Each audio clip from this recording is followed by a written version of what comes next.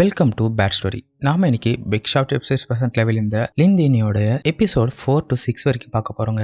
ஏற்கனவே எபிசோட் 1ல இருந்து 3 வரைக்கும் நம்ம சேனல்ல பார்த்தாச்சுங்க. ஸோ அதை தொடர்ந்து அதனுடைய அடுத்த பாகம் தான் பார்க்க போறோம். சரி guys, இது வரைக்கும் இந்த சேனலை நீங்க சப்ஸ்கிரைப் பண்ணீங்க இந்த பெல் பட்டன் ஆல வைங்க. அப்பதான் நான் போற வீடியோஸ் உங்களுக்கு இன்ஸ்டன்டா நோட்டிஃபிகேஷன் காட்டும். வாங்க guys, நம்ம வீடியோக்குள்ள போலாம். நம்ம வெப்சைட்ஸோட ஸ்டார்டிங் சீன்லயே நம்ம ரகுபதி தாங்க காட்டுறாங்க. அவனை பார்த்தனா நல்லா வசதியா ஆயிடுவாங்க.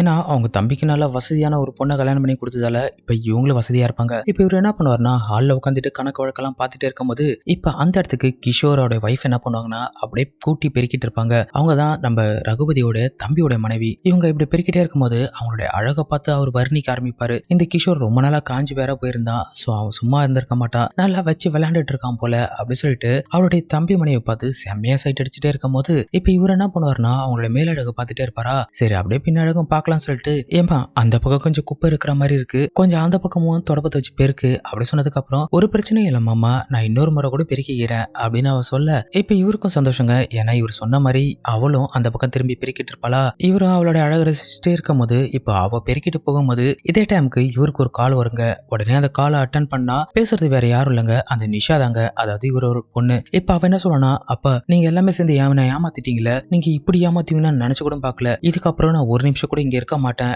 அப்படின்னு அவ சொல்ல இதை கேட்டா அவரும் இங்க பாருமா என்னை மன்னிச்சிரு, உன்னுடைய ஒரு நல்ல வாழ்க்கைக்கும் உன்னுடைய சித்தப்பாவுடைய நல்ல வாழ்க்கைக்காக தான் நான் இப்படி பண்ண, நீ இப்படி பண்ணாத, நீ அங்கிருந்து வந்துட்டுனா இந்த ஊரு என்ன ரொம்ப கேவலமா பேசும், தன்னுடைய சுயநலத்துக்காக தன்னுடைய பொண்ணுடைய வாழ்க்கையை வீணாக்கிட்டான்னு சொல்லி அசிங்கப்படுத்துவாங்க அப்படின்னு சொல்லிட்டு இவன் அழுவ உடனே அவளும் சரி விடுங்கப்பா, ஏதோ நடந்து போச்சு, நீங்க அழுவாதீங்க, எனக்காக நீங்க யார்கிட்டயும் தலை குனிய தேவையில்ல, உங்க மான மரியாதையை நான் காப்பாத்துறேன் அப்படின்னு சொல்லிட்டு அவ கால் கட் பண்ண இப்ப இவனும் ரொம்ப ஃபீல் பண்ணி அழுதுட்டு இருப்பாங்க.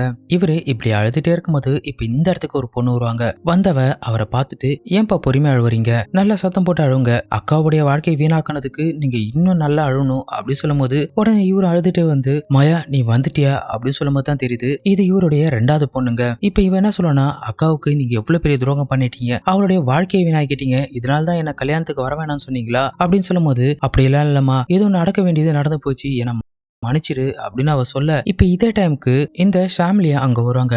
அதாங்க கிஷோரோட பொண்டாட்டி. வந்தவன் என்ன சொல்லனா, ஏய் மாயா எதுக்காக அப்பா கிட்ட இப்படி எதிர்த்து பேசுற, அப்படி பெரியவங்கள்ட்ட எல்லாம் பேசக்கூடாது அப்படி சொல்ல ஆமா நீங்க யாரு அப்படி சொல்லி கேட்க நான் தான் உன்னுடைய சித்தி, அதாவது உங்க சித்தப்பாவை கட்டிக்கிட்ட பொண்ணு நான் தான் அப்படி சொல்லும் போது உடனே அவ என்ன சொல்லனா, இங்க பாருங்க சித்தி, ஒரு பொண்ணோட மனசு உங்களுக்கு தெரியும் இல்லையா, அவளுக்கு எவ்வளவு பெரிய துரோகம் பண்ணிட்டு இவர் இப்படி அசால்ட்டா உட்கார்ந்துருக்காரு அப்படி சொல்லும் போது சரி விடு, நடந்து போச்சு, இதுக்கப்புறம் அதை பத்தி பேசாத, அவங்களும் அங்க நல்லாதான் இருக்காங்க, நீ உள்ள வா அப்படி சொன்னதுக்கு அப்புறம் இப்ப அவ சைலண்டா இருக்கும்போது அந்த அப்பாக்கார அங்க இருந்து போயிடுவாரா. உடனே இவ என்ன பண்ணா, மாயாவை போய் கட்டி பிடிச்சிட்டு வீடு எல்லாமே பாத்துக்கலாம் அப்படின்னு சொல்லிட்டு அவளை தடவி கொடுக்கும் போது தான் தெரியுது மாயாவை இந்த ஃபேமிலிக்கு ரொம்ப பிடிச்சிருக்கு போல. அவ தடவும் போதே தெரியுது இந்த மாயாவை எப்படி இவ மேட்டர் பண்ணலாம் ட்ரை பண்றா போல. இப்ப இந்த சீனை கட் பண்ணிட்டு இப்ப அடுத்த சீன் பாத்தீங்கன்னா மாயா தன்னுடைய ரூம்ல துணி மாத்திட்டு இருப்பாளா. அப்படி மாத்திட்டே இருக்கும் போது இந்த கிஷோர் இருக்கான் பாருங்க, அதங்க இந்த மாயாவோட சித்தப்பா. அவன் என்ன பண்ணா எதாத்தமா கதவு ஓபன் பண்ண இவ துணி மாத்திரத பார்த்த உடனே இவனுக்கு ஒரு மாதிரி ஆயிடுங்க.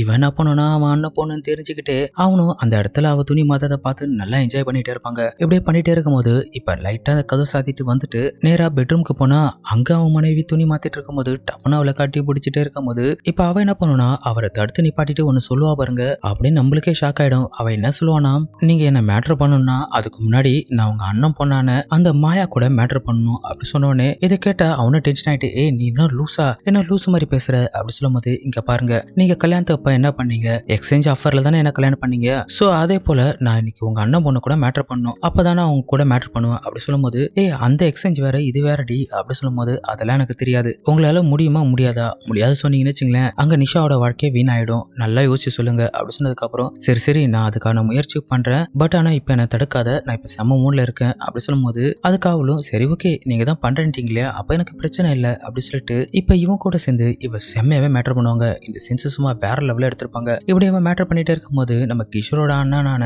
அந்த ரகுபதி என்ன பண்ணானா இவங்க மேட்டர் பண்றதை பார்த்து ரசிச்சுட்டு இருப்பாங்க. இவனுக்கு வேற வேலையே கிடையாது. இப்ப இவங்க மேட்டர் பண்றதை பார்க்கும்போது இப்ப அவனும் அதை பார்த்துட்டு இருப்பானா, பார்த்தவன் அங்கேயே நின்று தனக்கு தானே நல்லா என்ஜாய் பண்ணிட்டு அப்படியே அவன் அங்கிருந்து போகும்போது இவங்களே மேட்டர் பண்ணி முடிப்பாங்க பாருங்க. அப்படியே இதனுடைய 4th எபிசோட் முடிச்சிருப்பாங்க. வாங்க நம்ம கண்டினியூஸா இதனுடைய 5th எபிசோடும் பார்த்தரலாம். இந்த 5th எபிசோட ஸ்டார்டிங் சீன்ல பாத்தீங்கன்னா இந்த கிஷோர் என்ன பண்ணானா அவனுடைய அண்ணன் பொண்ணான அந்த மாயா கிட்ட போயிட்டு தாங்க பேசிட்டு இருக்காங்க. மாயா இங்க பாரு, நான் ஒரு விஷயம் சொல்றேன், அதை நீ தப்பா எடுத்துக்கூடாது அப்படி சொல்லும்போது, என்ன சித்தப்பா சொல்றீங்க சொல்லுங்க அப்படின்னு சொல்லி கேட்க, அதுக்கு அவன் என்ன சொல்லுவானா, பாரு உங்க அக்கா இருக்கா இல்லையா அந்த நிஷா, அவளுடைய வாழ்க்கையே இப்போ உன் கையில தான் இருக்கு. அவ அங்க நல்லா வாழணும் அப்படின்னா நீ உன் சித்தி கூட மேட்டர் பண்ணணும் அப்படி சொன்னோனே இதை கேட்டா அவ்வளவு ஷாக் ஆயிடுவா. என்ன சித்தப்பா வளர்றீங்க அப்படி சொல்லி கேட்க, ஆமா நம்ம கல்யாணம் பண்ணும்போது என்ன சொல்லி பண்ணனா, பொண்ணு கொடுத்து பொண்ணு எடுப்போம், அதே போல நீங்க சில எக்ஸ்சேஞ்ச் ஆஃபருக்குலாம் ஒத்துக்கிட்டா மட்டும்தான் கல்யாணம் பண்ணுவோம் அப்படி சொல்லியிருந்தாங்க. சோ அவங்க சித்தியும் அதை சொல்லிதான் இப்ப என்ன பிளாக்மெயில் பண்றா, நீ இதுக்கு கண்டிப்பா ஒத்துக்கிட்டே ஆகணும் அப்படி சொல்ல, இப்ப அவளும் யோசிச்சு சரி சித்தப்பா அக்காவுக்காக நான் என்ன வேணா செய்வேன் அப்படி சொன்னதுக்கு அப்புறம் இந்த சீன் அப்படியே கட் பண்ணிட்டு இப்ப அடுத்த சீன் பாத்தீங்கன்னா,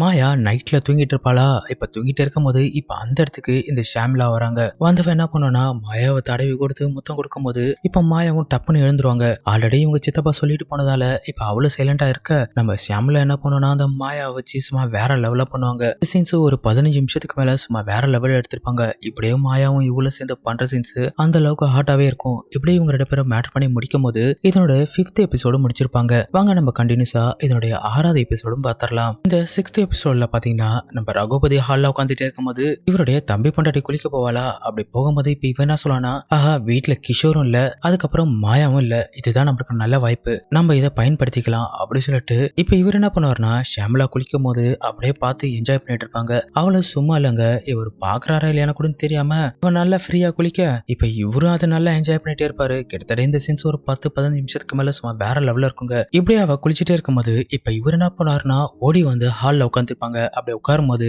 இப்பதாங்க மாயா தூங்கி எழுந்து வருவா. வந்தவ சித்தி எங்க இருக்கீங்க அப்படி சொல்லி கேட்க, உடனே பக்கத்துல இருந்த அவங்க அப்பா என்ன சொல்றாருன்னா, உங்க சித்தி அவ குளிச்சிட்டு இருக்கா அப்படி சொன்ன உடனே இவ்வளோ சித்தி குளிச்சுட்டு வந்து எனக்கு கொஞ்சம் காஃபி போட்டு கொடுங்க அப்படி சொல்லும் போது இப்ப அந்த இடத்துக்கு இந்த ஷாமலா வருவாளா. வந்த உடனே என்ன சொல்லுவானா, ஆமா என்ன வேணும் கேட்ட அப்படி சொல்லும் போது, எனக்கு கொஞ்சம் காஃபி போட்டு தரீங்களா அப்படி சொல்லி கேட்கும் போது, காஃபியா நான் உனக்கு டீ போட்டு தரேன் அப்படி சொன்னோடனே, அட டீ எல்லாம் எனக்கு பிடிக்காது, எனக்கு காஃபி தான் பிடிக்கும் அப்படின்னு சொல்ல, இங்க பாரு நீ என் கையில டீ போட்டு குடிச்சு பாரு, அதுக்கப்புறம் நீ காஃபியை மறந்துடுவ அப்படி சொல்லும் போது இதே டைமுக்கு அந்த கிஷோரும் வருவான். ஆமா மாயா உன் சித்தி போடுற டீ சும்மா அருமையா இருக்கும், நீ ஒரு முறை அதை குடிச்சு பாரு, அதுக்கப்புறம் நீ எப்பயுமே காஃபியே கேட்க மாட்ட, எப்பயுமே டீ தான் கேட்ப, சோ ஒரு முறை ட்ரை பண்ணி பாரு அப்படின்னு அவன் சொல்ல, உடனே பக்கத்துல இருந்த ரகுபதி என்ன சொல்லுவாருன்னா, அப்படியேம்மா அப்பனா எனக்கு கொஞ்சம் டயர்டா இருக்கு, எனக்கு கொஞ்சம் டீ போட்டு வா அப்படின்னு சொன்னதுக்கு அப்புறம் சரி ஓகே மாமா நான் உங்களுக்கு சேர்த்து டீ போட்டு வரேன் அப்படி சொல்லிட்டு அவ அங்கிருந்து போகும்போது அவளோட பின்னழகு அப்படியே தெரியுமா, அது வேற குளிச்சுட்டு நல்லா ஈரமா இருக்கிறதால இந்த ரகுபதி என்ன பண்ணுவானா அதை பார்த்து செம்மையா ரசிப்பாங்க.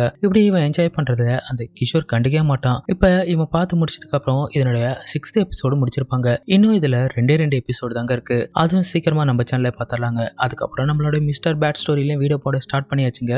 ஸோ இன்னைக்கு ஈவினிங் ஒரு 7 o'clock போல இல்லைன்னா 5 o'clock போல வீடியோ வந்துடும். ஸோ அது மறக்காம பாருங்க. சரி ஓகே காய்ஸ், இதோட நான் உங்கள் மிஸ்டர் பிஜே. Thank you guys.